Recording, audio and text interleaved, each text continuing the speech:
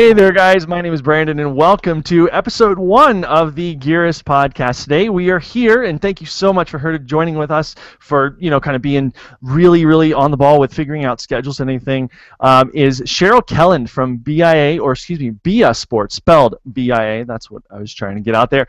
And this is a new women-specific fitness watch, kind of a GPS tracker unit on the market. If you're familiar with Garmin and TomTom and Polar and all that, this is right in that market, only it's really catered to the ladies in the market. And so, Cheryl, thank you so much for joining us on our first ever show. I'm very exccited. You did not tell me this was first ever. This has gotten so much better. Like, now I'm really glad I showered and dried my hair. Excellent. I appreciate that. So, Cheryl, so everybody knows the format of the show, because this is the first one, the whole entire point of the Gearist podcast is to just really get into the minds of people that build the gear that we use. Now, the audience at Gearist is obviously a bunch of outdoor nuts, generally speaking, and that kind of runs the gamut from hikers and skiers and climbers to triathletes to runners to cyclists, what have you. And, really, Bia Sport is something that can be used by a lot of those people. And, a lot of people might tend to look at a product like that and think that it's going to be limited to triathlon. But I, for one, can tell you that I have used multiple products that are meant to be triathlon specific or something like that on like a hike or a trek or something like that. So, in lieu of that, let's talk a little bit about Cheryl and what got you started in wanting to build a device that catered more to women. That, what was your wish list starting out, and kind of what inspired you to go down that road? The short answer is way too much drinking and way too much wine, right? But here's the real story on what happened. It was a few years ago. I was coming up on my 40th birthday, and I wanted to pick that big bucket list item. So I decided I was going to start to train for my first half Ironman. And a few months into my training, I was ready for that GPS watch that was going to tell me all that information I wanted to know. And I was super excited. So I went on Amazon and used my little free Amazon Prime shipping, because I was almost 40 years old, and every woman at that age has Amazon Prime. And I ordered every device on the market, the Nike, the Garmin, everything out there. And I had them all at my house, and I tried each one of them separately. And at the end of the week, I was like, holy crap, these products suck. They hurt my wrist. Like the Garmin 310 I used to wear actually gave me a bruise on my wrist bone. Oh, wow. There was another one I wore that the Nike made my arm numb. So, I mean, like, they sucked to wear. They were really hard to use. Like, I locked up one of my Garmins one day, and I couldn't figure out how to unlock it. Like, I went to MIT, and all of a sudden I find myself having to dig through instruction manuals to use a watch that's telling me how far I'm going to run. Like, this is not happening. So that's where the wine came in over several nights, and by the end of a few of them, I was like, dude, we can totally build a better product than this. We are going to beat Garmin at their own game, and we are going to build the best GPS watch. When you introduced us, you said, it was catered around women, and a lot of it was because these are, problems I ran into.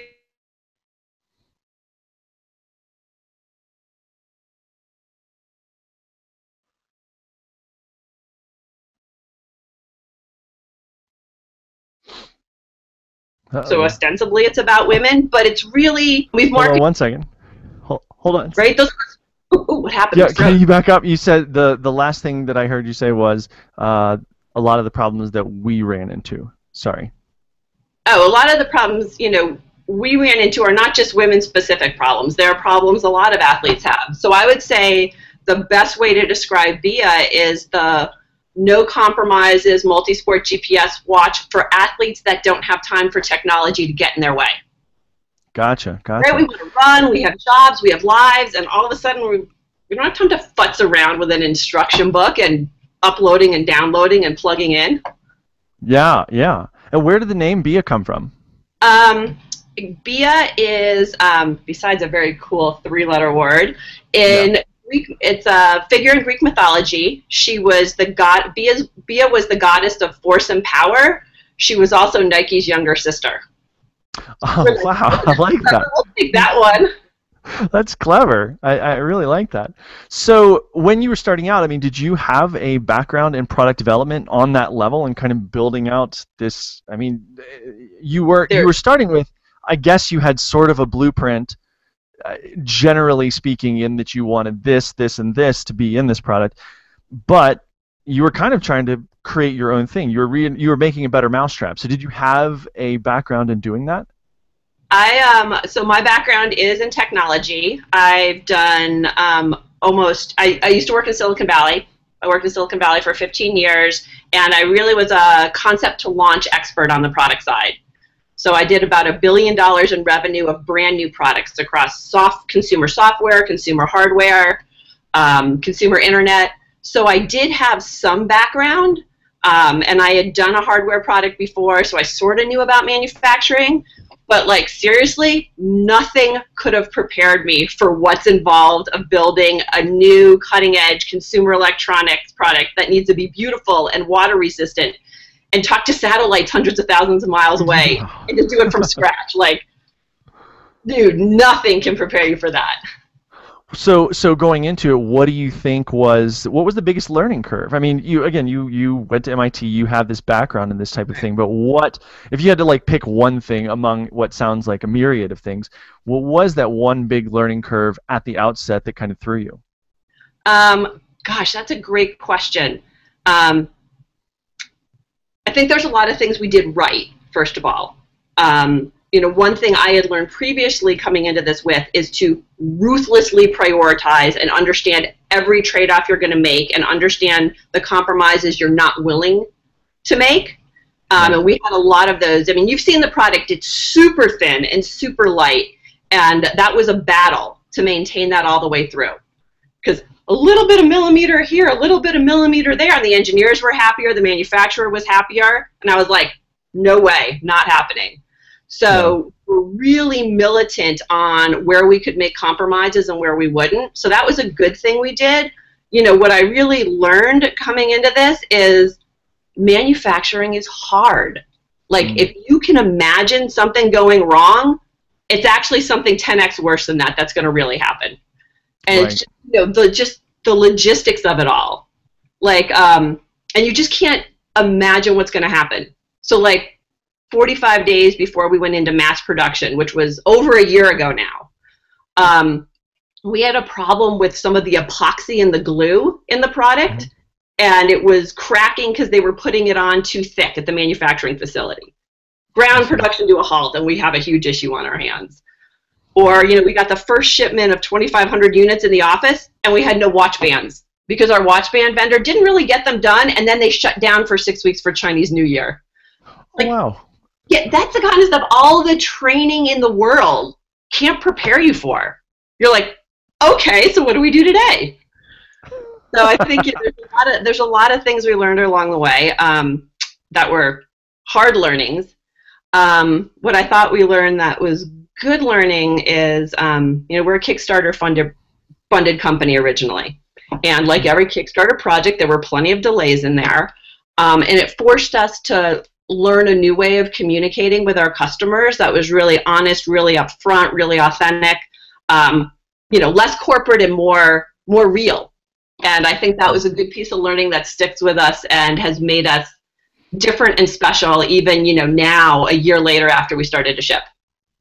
Yeah, I've been there in a situation where you feel like a brand stops talking to their audience. Well, excuse me, they start talking to their audience like an audience versus like a community. And I think that maintaining that community feeling and that feel that, there's a common goal here, whether you're on the supply end or the demand end, you're the consumer or you're the manufacturer, you have to maintain that sense of you guys all have a common goal. It's to use a cool product to do X, Y, or Z. In this case, it's to use a cool product to maintain fitness, to train, to track yourself, and so on and so forth. And I really admire that. So big, huge kudos on that one. Thanks. It helps that the whole team is athletes ourselves, right? So we go out and use this every day. So if there's something niggling about it or something that could be better, we live with it every single day, and so we have to improve it. Right. So, right? Like, I need this fixed because I need it. Yeah, yeah, exactly. So you being an athlete, I mean, let's touch on that for a minute. Can you kind of give some of your athletic background? Yeah, again, I'm the classic late bloomer athlete, right? I did my first half Ironman for my 40th birthday. I'd started running just a little bit before that. I am not fast. I'm a classic middle of the packer, particularly now that Right. I'm running a startup. But I've progressed from half Ironman to Ironman. Um, Ironman Lake Tahoe, the year they actually raced it. Very nice, very I love nice. I Big coached a woman that did Lake Tahoe. Yeah. We're doing Canada this year. I did it last year, doing it again this year with my girlfriends. And I started off as a cyclist, and but we moved to Colorado in August, and I have fallen in love with trail running. Yeah, I'm in Boulder now.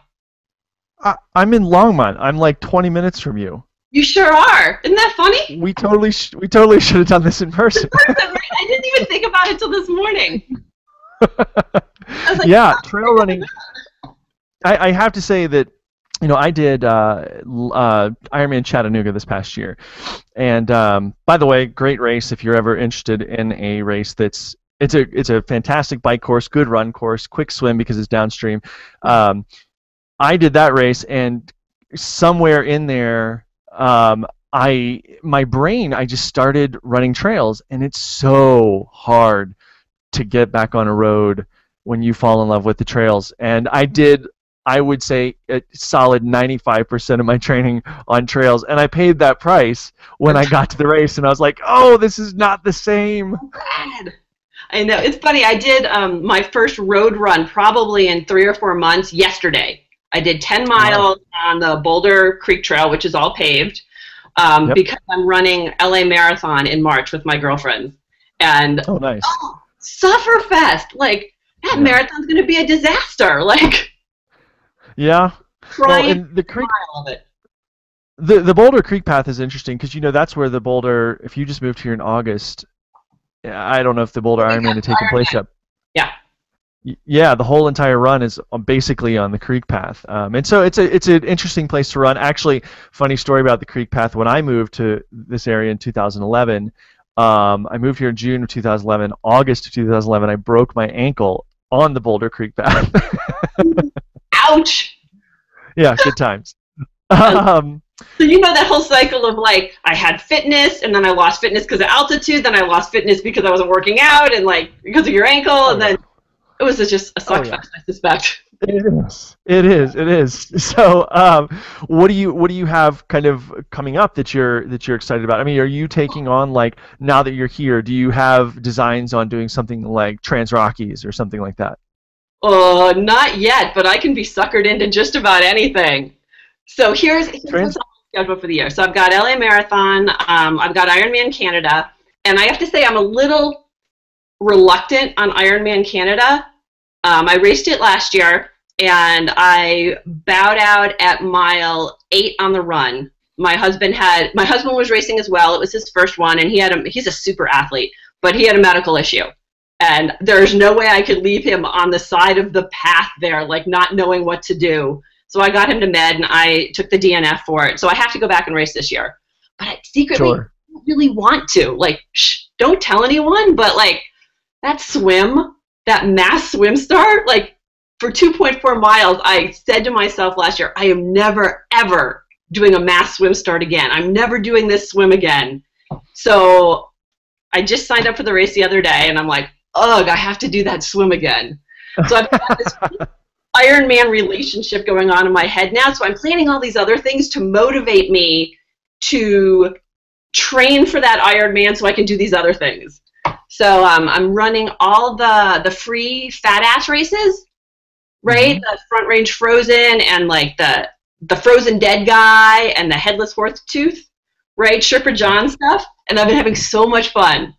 So I got suckered into Quad Rock 50 miler, which I can make 25 miler. Yeah, don't tell anyone. It's supposed to be a secret. If I make it 25 miles, I'm going to call it a victory. And then I think I've twisted the arms of all my girlfriends into doing rim to rim to rim for my 45th birthday in September. Oh, very nice. That'll be fun. So I had some friends it that might did that. turn into rim to rim with a lot of drinking at the end, but we're going to start out aiming big. Nice. I like it. I like it. I had a friend that did that for her bachelorette party. Actually, that's a hell of a bachelorette party. When you have a startup, and because my recreation activities and my job so closely interact, it's hard to get a break sometimes. So I view those long distance races, again, I am not fast and I suffer, but it's like a whole day off of work a little bit. Totally. It's starting more and more often, though. I run into Bia athletes, wearing watch, and so there's a good part of work that comes into those events. But I have to say, I'm sort of looking forward to rim to rim to rim, because GPS doesn't work down there in the canyon very well. So, watch free, no product testing, no thinking about things, it's really sort of exciting. Yeah, that's awesome. Right? My data, no one's going to give me new firmware to test. I'm like, I'm just going to run because it's my birthday. Right, exactly. Sometimes I coach a couple people, and one of the biggest things is getting people that get sucked down into the data to really let it go. And it's interesting. We all train, not we all, but most of us train with some sort of device, right? And so I have been a fan of turning it over on my wrist, whatever it is, so that I cannot see it. And actually, it was very interesting. There was a device several years ago that I was wearing. I think it was a Sunto device or something like that, and it was a watch mounted thing. But the heart rate strap was a smart heart rate strap, in that it would track and store all your data, so that on your watch you could just put like the time or something, like the time of day. And it was kind of a cool thing, because it allowed you to still kind of indulge your type A, super kind of really AR athlete and track all that stuff, but not have to pay attention to it during that. I think that's really important. And it's actually ironic, you being the CEO of a sports like a device company, saying it's okay, and it's an important part of it to just kind of cut free a little while. Right. If you're staring at this is actually, it's a pretty big piece of the philosophy behind the company and product, right? I love the data after the fact, because it motivates me. Sometimes when I'm training for a time goal, it's nice to have it right then and there, but seeing what I've accomplished and how I'm improving over time helps keep me motivated. But I do not want to stare at my wrist the whole time when I'm working out. And as a company, we strongly believe that. And yeah, it's totally ironic, because there's sometimes I start my watch and I throw it in my backpack, because I'm out there enjoying how my body feels, how my breathing feels, the area around me, my friends. Sports are supposed to be fun, and so often, especially the triathlete people, we get into this data and training plan, and it sort of ruins it. So I'm all about that. Well, on a product specific level, you guys, pardon me, Bia is the device itself is so lightweight. Can you talk about where, obviously you said, you wanted this, you wanted this, you wanted this when you were conceptualizing the product, but when it came down to it, what was your benchmark for total weight, band and device combined? God, that's a great question. That was probably one space that we didn't have a benchmark for, because we couldn't control that much. Where we benchmarked around was thickness of the watch and how it felt on your wrist. So Gotcha. Weight control, right? We benchmarked around thickness of the watch, we benchmarked around ease of use, and we benchmarked around battery life. Very nice. Gotcha. Right? Gotcha. So I needed, 17 hours on a full charge so I could finish an Ironman, and I needed it to feel invisible on my wrist. And take a shirt on and off easily over it without getting it caught, and take a wetsuit on and off of it easily without getting caught. So it was real life practical implications that we were designing around. Mm-hmm. So that's So I know that you have in the past been an open water swimmer. Am I correct in this? Yep. LA. Yeah. 2 or 3 times a week. That was my first ever triathlon was in Redondo Beach, and it was a sprint. And kind of a sidebar, I was a sprint, and I was coming in And I grew up in Virginia. I grew up basically right by the Atlantic Ocean, but it's not the Pacific, and so I totally got just rolled so hard coming in on the swim. It was, face full of sand. I was like, oh God, I'm dying. But it was fun nonetheless. So when you were kind of going for that part of it, I know that being waterproof, and this is one of the FAQs on your website, which, by the way, the website is bia-sport.com, correct? Yep. Yeah. So one of the FAQs asks about waterproof. So what is your rating? IPX5, 4? What's your rating? Oh, IPX, forget that garbage. No way. We are full. We're at the real deal, baby. So we are waterproof to 50 meters, which means we can handle a lot of pressure there. Right. So that's sort of the big number. But we've tested the product aggressively in the ocean. My former co-founder is a marathon open water swimmer, so she's swam Catalina Channel with it, the English Channel with it. Her swim club swims Alcatraz with it every day. Oh, nice. It goes through the washing machine. Apparently, can go through the dryer. So the water resistant rating wasn't enough for us. It's like, can it hold up to what we're really going to do with it? And putting it through the washing machine is actually one of the things most people do with it more than they actually swim in the ocean with it. Yeah, I bet. And what's interesting is that it's important, I think, that you're talking about the ocean. Now, I went one time. I was in Florida for something, and so I am like a water bug from the day I was born. I've been swimming, and so I used to.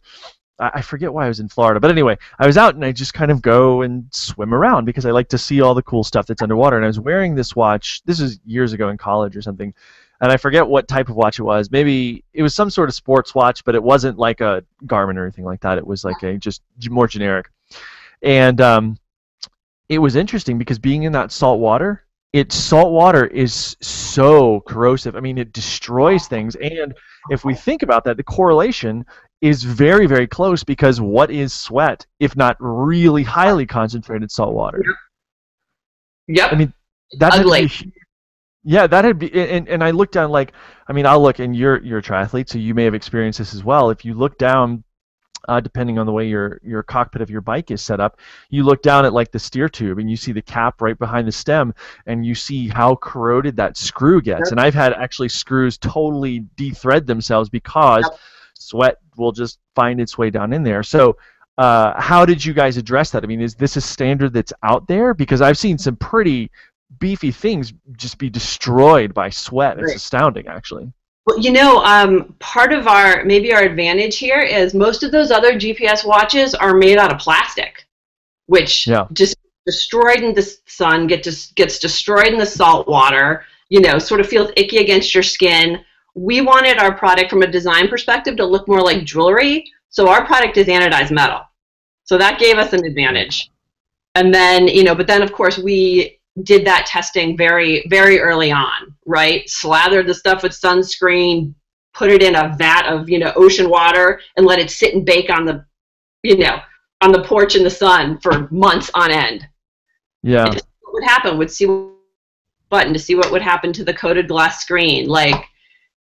All of those. This is the advantage of coming at the product from being an athlete, because you know what it's going to go through. You know where you get frustrated with your other gear. So there's no magic behind it. It's take the materials, put them into a vat of salt water sitting on your porch in the sun, shake it up with sand every few days, and see what happens after 4 months. I love it. It's like if you're already brining you're brining a turkey or something, you just go ahead and throw it in there. Brine watches and some colors brine better than others, and it's that whole learning process that can go on while you're tinkering with the electronics inside and building software. So it's totally going to be expect a lab or something, high-tech lab testing that all. It's like that's going to be a Pinterest thing, like pickled Bia Sport watches, in a jar. Exactly. Just pull out a pickle, eat it, then put your watch on and go. It's the sodium from the pickle. I mean, it's kind of an all-in-one thing. Yeah, exactly. So currently, if I'm and please correct me if I'm wrong on any of this, but currently you use for GPS functionality, you use the Go stick in conjunction with the Bia Sport itself. correct? Yep. So Bia's let me hold it up on the screen. Look at here. Sure. Bia's a two-piece device. And this is sort of the biggest design trade-off we had to make. You know, we looked at it and said we wanted something super lightweight, super functional, and I'll talk about all the extra super functions in a second. How are we going to get in 17 hours of battery life? All right, so like from a physical science perspective, that is impossible if you want it to be thin and lightweight and feel invisible on your wrist. So we separated the two pieces, right? The watch is like the control panel of the whole operation. You know, you set up your workout, you see it on your wrist. And this other piece, the Go Stick, is like the brains of the operation. It's got the big rechargeable battery, the GPS. We have a cellular modem inside of it, an accelerometer, and we made this thing indestructible. It's super small. I wish if I had a pack of goo here, I'd show you it next to a pack of goo. It's super small. It's like it's the size of your key fob, like your key, you know, for your whatever, your Subaru key fob. It's smaller than that, and it's got this super industrial strength clip on it. So you just clip it to here. You can't see, but clip it to your shorts, clip it to your jog bra, clip it to the back of your hat. This is what allows us to get such a small package on your wrist. This piece is totally indestructible. We've run over it with the car. We've done a million things to it. Wow. And it just keeps on working. I mean, it survived the mass Ironman swim start at Canada. And I spent a lot of time getting brutalized in that. Like, I think I bled out of my nose because I got hit, but the Go Stick totally did its job. Well done. That's, you know. That's I don't know awesome. what the original question was, but it was. I was just kind of clarifying, you know, that it currently works with the Go Stick. That's how the unit itself works. Yep. Yeah, you got to use the two pieces together, which was worrisome at the start, but people have turned out to not just not have a problem with it, but they really like it because they get something so small on their wrist, and they get all the extra functionality that they couldn't get with another GPS watch. Is there anything or any plan or any desire, I mean, it sounds like not really a desire, but maybe I'm wrong, to make an option to have one with that included, or maybe even like create like a, I don't know from an industrial design perspective what this looks like, but backpack it on there so that it's essentially kind of, I don't know, strapped under there or something? I don't know. I'm just wondering. When technology allows us to bundle it in all into one, I would love to do that. Right? Fewer pieces is always better than more pieces, but not if it puts this gargantuan thing on my wrist, or if it only gives me 6 hours of battery life, or if it can't go through the washing machine and in the ocean. Like, I'm not willing to compromise those things. Yeah, that's great. I think that it's very interesting in that kind of, you know, when you present it that way. I think that people, you know, you have to have these trade-offs. And let's be honest, we have, what is it? I think it's Moore's Law, right? That everything, at least for memory, everything every 6 months gets half as expensive and twice as big in terms of memory. So, I mean, we're probably only like 3 or 4 days away from you being able to do that. There we go. Exactly. Yeah. So scratch just takes a month or two. We're totally on top of that. Don't worry. Yeah. I mean, the onboarding might take a little bit longer than that for to ramp up the tooling, but I mean, it's, you know, it is something, and it's great that you guys have, again, from this athlete perspective of building things, and like you said, fewer pieces is always better, but in this case, I think that something that's so light, what is it, 26 grams, right? Yeah, it's crazy. Like, yeah, I think it's 26 grams, maybe 24. Yeah, I mean, that's nuts. So, I mean, something that's so light that, again, you're able to put on yourself and just forget about it. I mean, that's a really great, I think that's a really, it's a totally reasonable trade-off, especially when, I mean, if you're a triathlete, you've got 6 billion gadgets all over your body. Right? Like, sometimes like people laugh, they're like, oh, I don't want that second piece. I'm like, okay, crazy triathlete, look at what's on your body right now. You've got a belt for this, a this for that. You've got compression stuff all over you. I mean, you look like a freaking yard sale out there. Really? This one tiny thing is going to blow it for you? Like, no. You know, like a special holster on your hip for your salt tabs. Like, stop already. I love that. That's awesome. So, if you well, let me ask you this. Here's actually something that I was thinking about. So, Okay. you talked at the beginning about where you guys kind of established standards that you were going to hold yourselves to, benchmarks. Yep. And certain things you didn't benchmark, like what was it you said you didn't benchmark? The weight you didn't benchmark. It was just a Right. nice byproduct of being so thin and everything. But what were some of the, and if you're uncomfortable with this, just let me know. But where did you fail along the way? What was something that you were like, I need this, and it just isn't happening? And I asked that not to say, oh look, you failed at this thing, but to say, just to show, where your brain is sitting, where your wish list is, because obviously if you failed at doing something over here, it's probably still on your mind for a later inclusion, Yep. if possible. Okay, so two areas that I live with every day, which get the big fail, and one is fixable and almost fixed perhaps, and the other one we have to wait to the next version. So Sure. The product does not have a backlight. It was a casualty of the end stage of manufacturing and what we needed to do to make things water resistant and where we needed to pick up a little more space in the device. And so it's all wired up for a backlight, and there's slots for those little LEDs still, but the LEDs aren't there. And it was totally when you put it under pressure to make it that water resistance, so a little bit of, this is engineering geek stuff, but there was a little bit of tolerance wasn't there, and it just wouldn't work.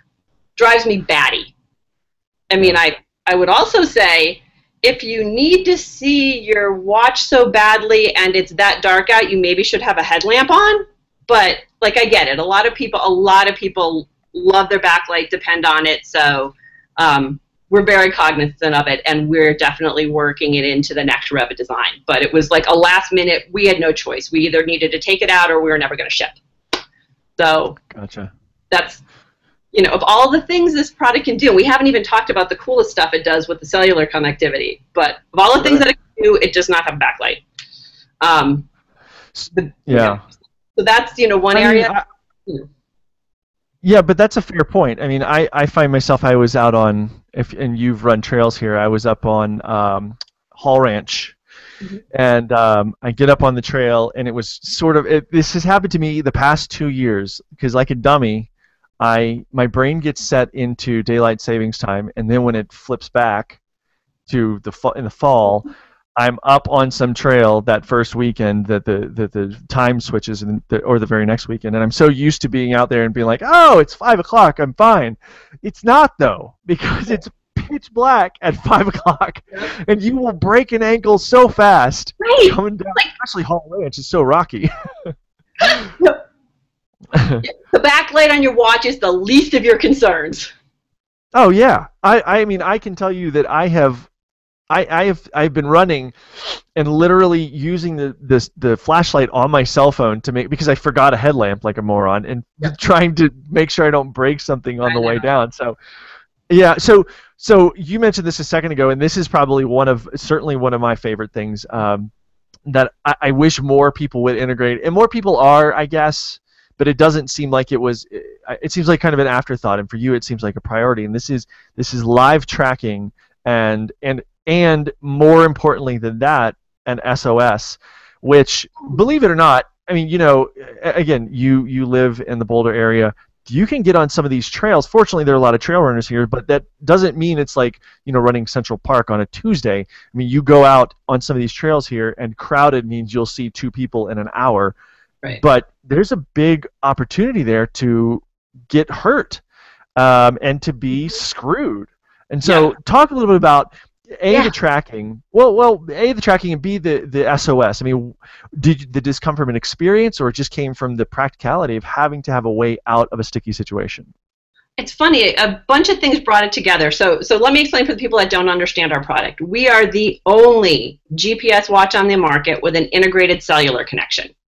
And we use that cellular connection to do a few things. But first of all, it's bundled in with the product. So you as the user don't pay for it. You don't have to deal with it. It's just bundled in, and we manage it all on our end. It allows for an SOS alert. So if you're out alone on a workout, if you hold down the button on the watch for 3 seconds, we'll send a text message to your loved one with your exact location which we update minute by minute until you cancel that alert. We can do live tracking, so your friends and family can know where you are on the race course and cheer you on, or they can know where you are back on the trails and know that you've lied to them and you're not really going to be out for 2 hours, you're going to be out for 5 hours instead of not to wait on the porch for you to bring them somewhere. That's happened. And it allows for automatic upload of your data. So imagine all your data in Strava or Training Peaks without you ever having to sync up with your computer. Totally delicious. And it allows us to continue to push new functionality down to the watch whenever we roll out new functionality. So like every month or so, we're rolling out improvements and new features, and everyone gets them automatically. No more plugging into your computer and updating firmware.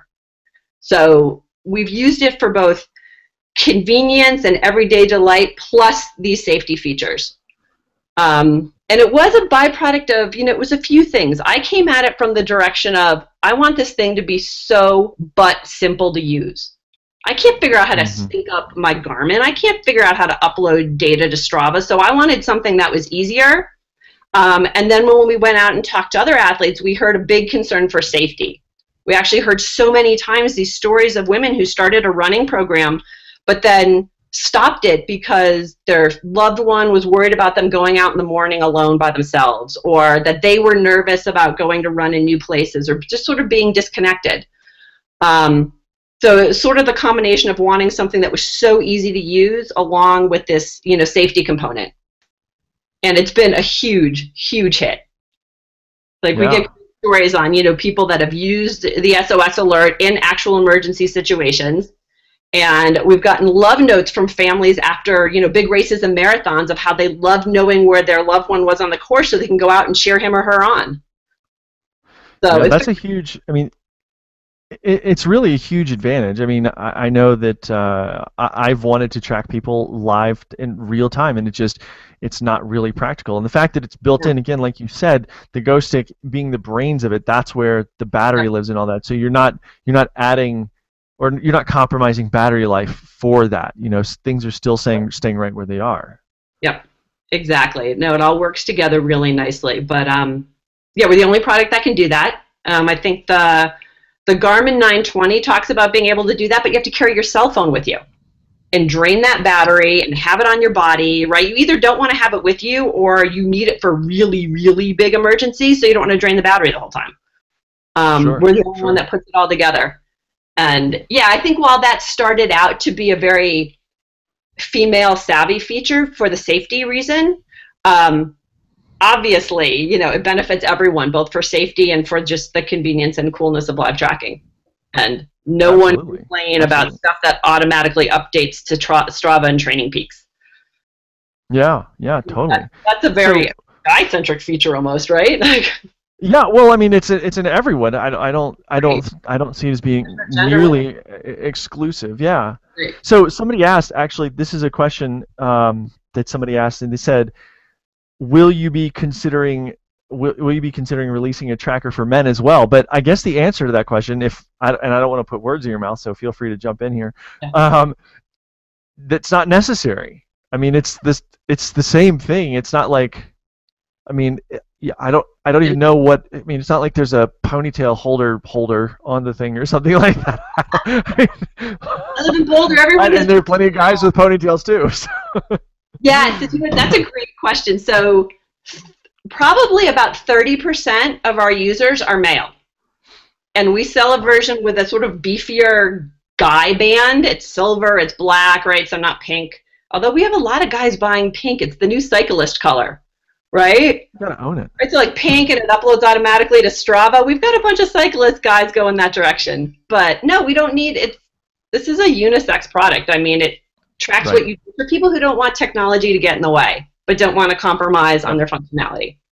So, if someone would like, we could make a version called Be a Man and charge $50 more for it. I'd be more than happy to charge you guys more because you got the manly version.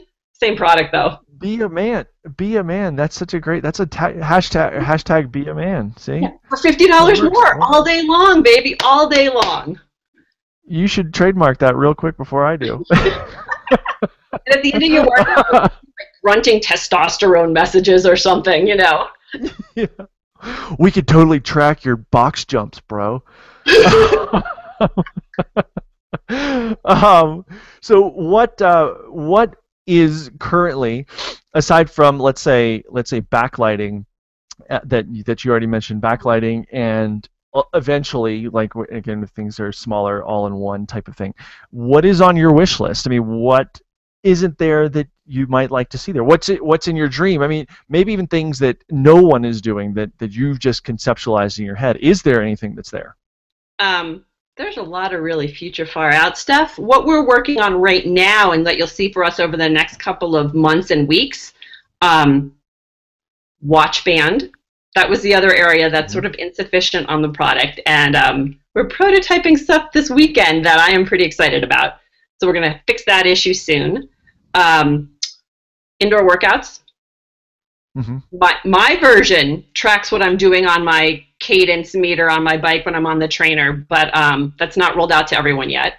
So we've got to get that done. And lap swim in the pool. Right? Don't think I've spent years of my life and all of this money building a sports watch and still have to go to the pool and count laps. Yeah. And rumor has it I have Ironman coming up, and I now live in Boulder, so I can't swim in the ocean all the time. I actually have to get in the pool. So it's actually a source of tension on my team, because I'm like, we got to get lap swim, at least in prototype, because I am not going to the pool and counting laps after all this time. Fundamentally, I will not do that. So those are the next things up on our radar to just knock off over the next few weeks and months. It's been interesting because as the team is all athletes, and as our athletic endeavors involved, we add new things to the product. So we've spent the last few weeks working on some GPS improvements that make it work better at slower speeds, make it work better in real tree-filled places, make it better climbing up, tracking elevation and sort of storing data for longer. Because as I told you, I'm signed up for a 50-miler and I've been doing long trail runs. All of a sudden, ooh, what's more important to Cheryl today? Ooh, these ultra runners are sort of loving our product. What do they need? Oh, here's where we can make it better for that community that doesn't have a great product to serve them. So, our experience as athletes roll into the product, and that sort of goes into our feature list. Does that sort of make sense? Nice. Yeah, no, totally, absolutely. So, in terms of do some fun stuff online. More fun stuff online. Pictures and social and stuff. Well, there's a lot of kind of you address a lot of these things in the FAQs of your website. I was going over those yesterday, and you talk about quite a few of these things that are kind of on the horizon to be rolled out. Like somebody actually asked about speed and cadence sensor on the bike and things like that. So that's good to know that you guys are dead on in the prototyping stage and ready to roll that out fairly soon. I have it on my watch. If someone wants to be me, they can get it earlier. When you get to things that are variable, like I'll give you for instance, I can't remember the device, but I was using it in the pool and it counts laps. I think it's a Suunto Ambit 2S or something, and I would swim, and it's a you enter, okay, I'm in 25-meter pool and whatever, so I get in there, I'm doing my thing, and it's tracking fine, but then I got to do a pull set with paddles and a buoy. And so I throw the paddles on, and all of a sudden it goes, it doubles up. So it goes, well, you just did, you're averaging 108 per 100, and then you come down and I put the paddles on, and it's saying that I'm basically going double that. So I'm going 216 per 100 because it's only counting because obviously your arm speed slows down a little bit and things like that. When you have to deal with that, I mean, is this a trial and error? Is this an inherent flaw in all stroke tracking? I don't know. I'm curious. That's a great question. In some places, we'll simplify the functionality to make it more accurate. Right, counting number of laps and when you turn is a different proposition than actually counting your number of strokes. You're using different data from the accelerometer to do that, and different data from the internal compass to do that. But no, technology is hard. No technology is perfect. My funny answer would be, and if you were counting those laps yourself, how many would you skip or add on accidentally, right? Right, absolutely, totally. I love that. I mean, but again, because we're all athletes, we're going to be all out in the pool with it. So we start with the best thing on the market, and we tweak and improve it there based on what we learn. And then we set expectations around it correctly. Gotcha. Gotcha. I love Probably. that. I mean, Probably do a great job for doing freestyle initially, and backstroke's going to be hard. Okay, that's what it is. You know? Yeah. Do you have any desire, currently you guys don't have an Ant Plus protocol heart strap that's yours, but you work with any Ant Plus, like you can, subjugate the Garmin, or you can use the Suunto or whoever, makes one. Is there any desire now that with things like TomTom and Mio coming out with the wrist-based thing, in an effort to not have another piece, to not have another heart rate strap or anything, to use the kind of light setup that they have? Yes, there totally is. It's not in the, when we were in the early stages of the design, that technology was available, albeit new. And where it wasn't the technology curve, it would have made our device thicker and wouldn't have allowed us to use we would have had to have the watch part of the device need to be charged, right? And right now our watch has a regular watch battery in it. You don't need to recharge it or anything. Right.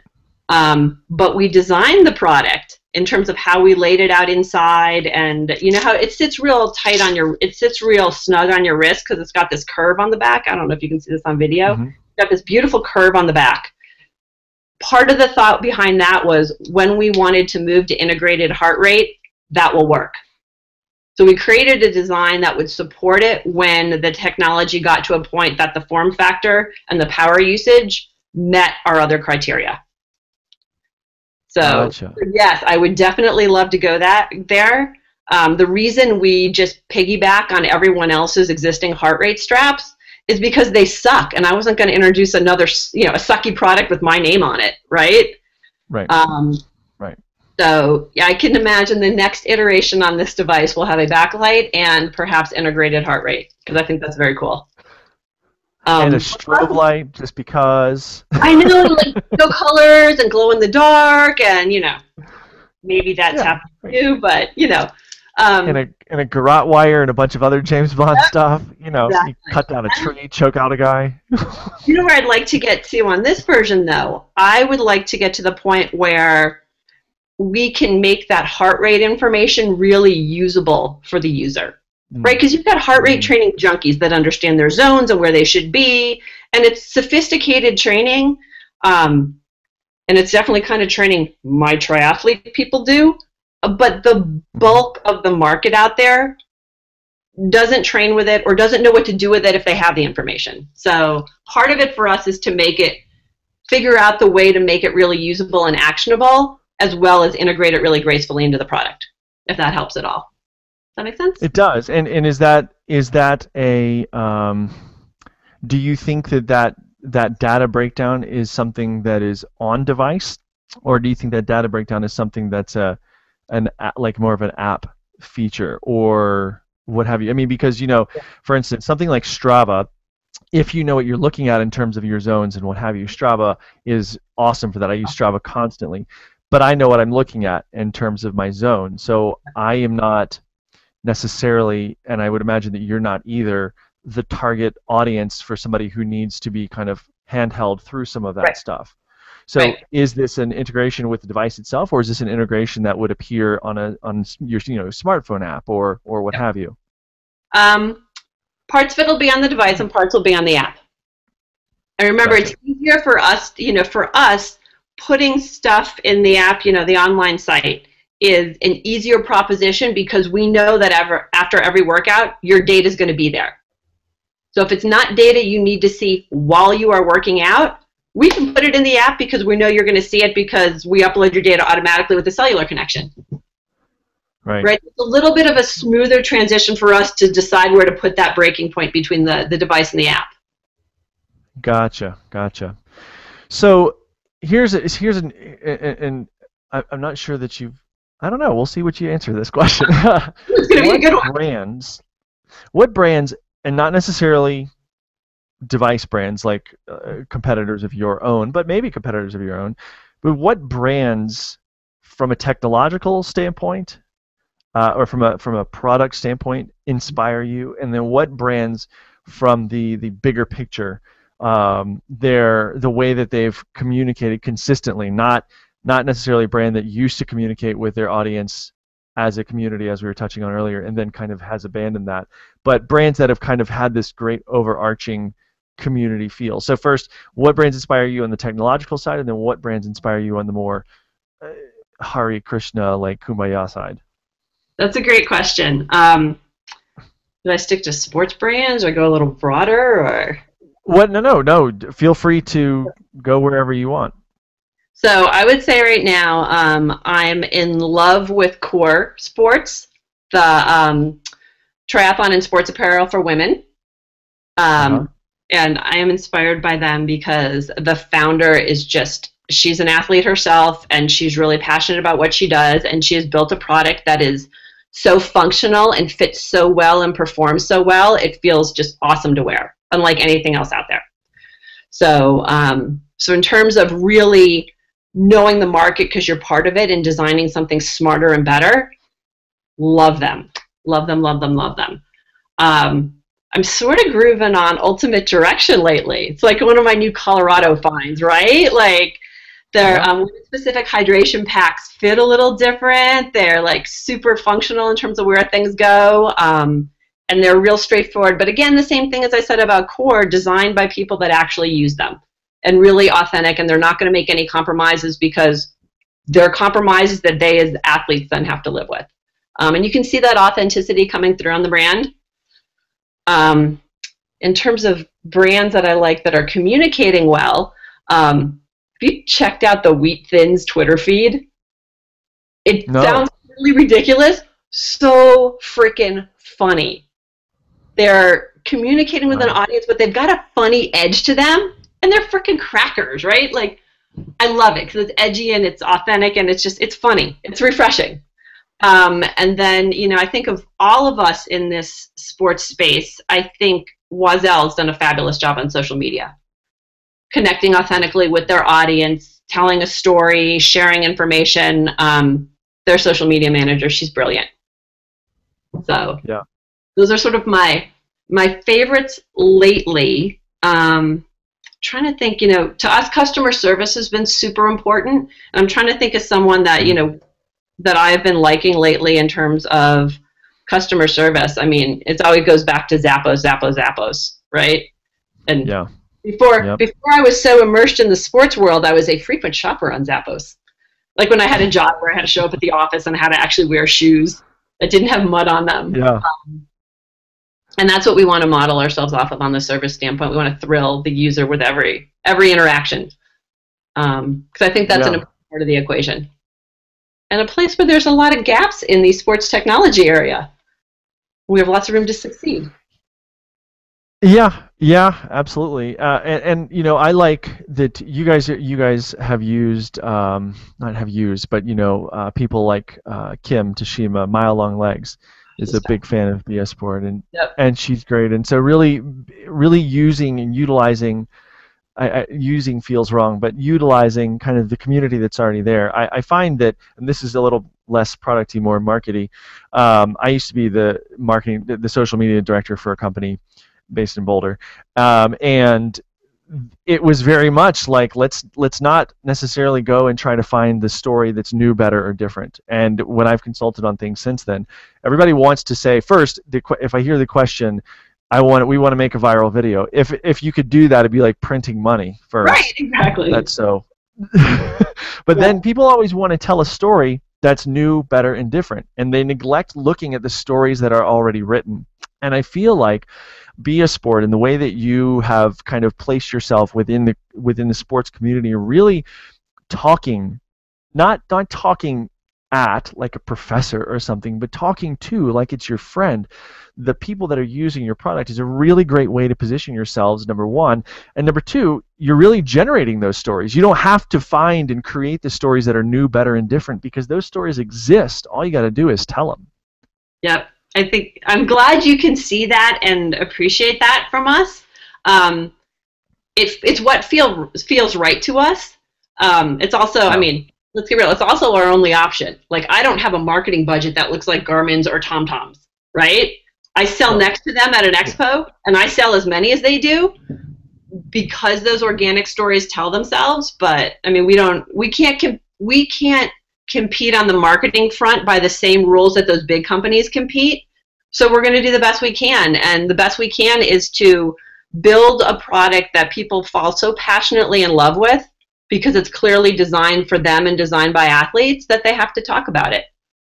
Right. And yeah, I think the results show themselves. I mean, Kim loves her product. We hear these just great, inspiring stories come in every day of like, here's what I did with my Bia, and it made me feel this way. And like, it's so exciting to see that. Probably the reason we are the most highly rated GPS sports watch on Amazon right now. More stars than anyone else. And like, awesome. You know, like, but it's so great, right? Like today, before I got on with you, there was a picture on Instagram from this woman that had done the color run in Bahrain with her Bia watch. And she shared it because her message at the end of her workout said snow day. And apparently it doesn't snow in Bahrain. I thought they could make anything happen there. But we saw it. We were so excited because we see our data breakdown come in from our wireless carrier every month. And there's always a line item for Bahrain. And we're like, who the heck is in Bahrain? Well, we found her. That's awesome. Like, we found the woman that's in Bahrain, and now we can talk to her and ask her what she's doing there. It's like, it's super exciting, right? But she's telling us we can vibe off of it, and it just, yeah. I'm glad it comes through to someone on the outside of you because it's what motivates us inside the company to keep making this product better. And we need our loving users spreading the word like that because we are never going to compete with Garmin and TomTom with their big marketing budgets. It's because we built a product people love and they're willing to talk about it and share it. That's going to make us really I always like to, my favorite analogy that doesn't make sense to a lot of people, but it makes sense in my head, so we're going to go with it, is it's a no offense to either the fans of these people, it's a Jimmy Buffett concert versus a Marilyn Manson concert. You go to a Marilyn Manson show, not that I've ever been to one, I'm just assuming. So again, Marilyn Manson fans, I apologize. You're looking at this band, this group on stage, you're like, oh, it's so great, and you're kind of looking up, and they're up on stage and singing down to the audience. Where at a Buffett concert, if you've ever been, it's like, even if you listen to Buffett once every summer, you can at least tangentially call yourself a parrot head. It's a giant community, and if Jimmy Buffett wound up standing right beside you singing like Fins or something, you would feel like you're part of this community. And I feel like a Marilyn Manson person isn't as likely, and again, no offense to Marilyn Manson person, that's the last caveat I'm going to give on that, but a Marilyn Manson person isn't going to go, dude, you've got to come to this Manson show with me. Whereas over here, these people are like, dude, let's go have some margaritas and watch a Jimmy Buffett concert and sing a bunch of songs that we all know. It's that type of feeling I really love, and it feels to me, and again, based on you saying that's something that you're striving for internally, not necessarily because it's mandated by your marketing budget or lack thereof, but it's because it's what you want to do. Yeah, well, because that's how sport's supposed to feel, right? We all do this to like push ourselves to feel some special feeling inside and connect with a community. So like, it should feel that way every single day. And that's what we want to, that's what we want to achieve. And I'm glad it's coming through that way. Because sometimes it's hard to tell. We always feel like we're not doing enough, or, things aren't growing fast enough, or, are people talking about it enough? But it's the way athletes get the products that are best designed for them, no matter where we are on the spectrum, out, so we can bring new athlete friends in, right? Because isn't that cool, right? Aren't we all just subversive cult members? Oh, come on this run with me. Come to the try with me. Get on the bike. Oh, totally. Oh, it's the worst bunch of pushers in the world. It's I know, like endorphin pushers. Come on. But then to be on our side, to see that happen, it's so exciting. Look, I ran my first 5K. Here's my Bia. You did it with me. I couldn't have done it without you. Like, that kind of stuff makes me cry. Like, it's awesome. Because I remember my first 5K. Yeah. I can remember where I could get relaxed after only a half hour running and not, 17 hours. Yeah, well, wait for your 50 miler. You'll remember that one, I bet. We'll see how much of it I actually do. And you can live track. Yeah, well, hey, I have faith. I have faith. You're gonna kill it. So, wrapping up, and just so you know, when we, and for the podcast listeners, so you guys can have a little bit of insight. When I say goodbye to you, we're saying goodbye for the podcast. So don't go anywhere. Just so you know. I will stay. But thank you. What is on your wish list? What's on Cheryl's wish list in terms of it? Now you've got your 50 miler coming up. I mean, but do you want to go? Do you want to go and do I don't know, English Channel? Do you want to go and do, now that Cuba is apparently open to the world? Do you want to do Cuba to Key West or anything like that? What do you want to do that's on your wish list? Wow.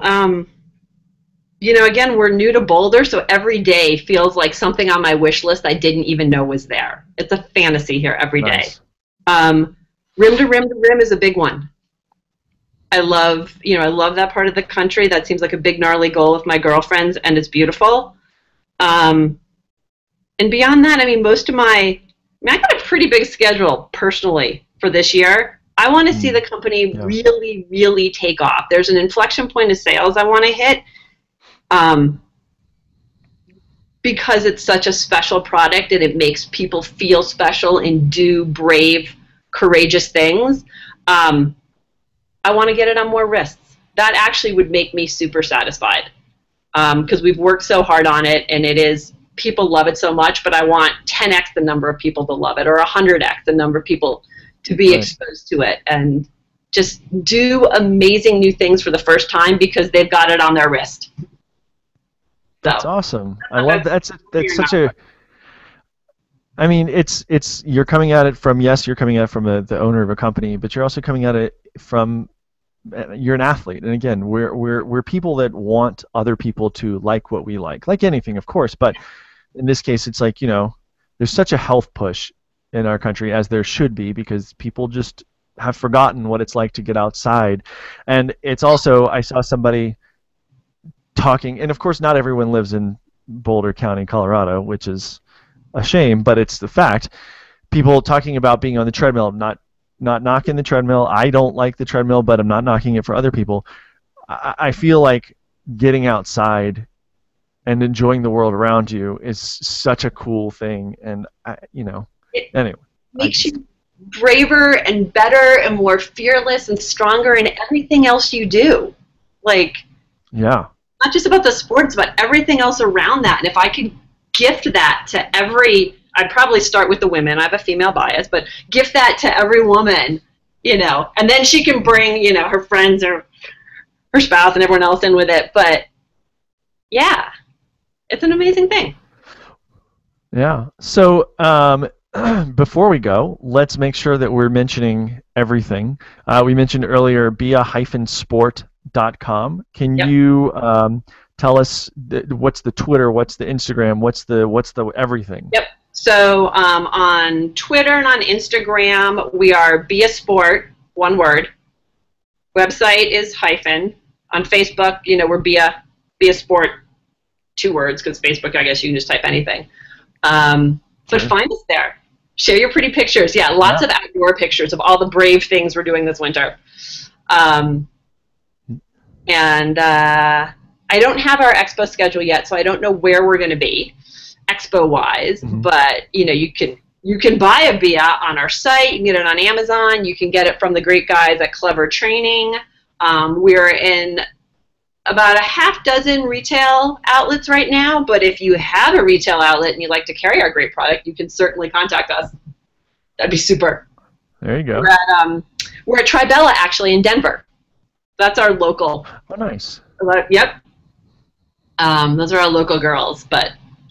And if you want to come over to our headquarters in Boulder and help pack and ship watches, because that would be fun, just give me a call. We may have to stop. Maybe I'll stop by one day. Just take some pictures. I won't actually help pack or anything. I'll just...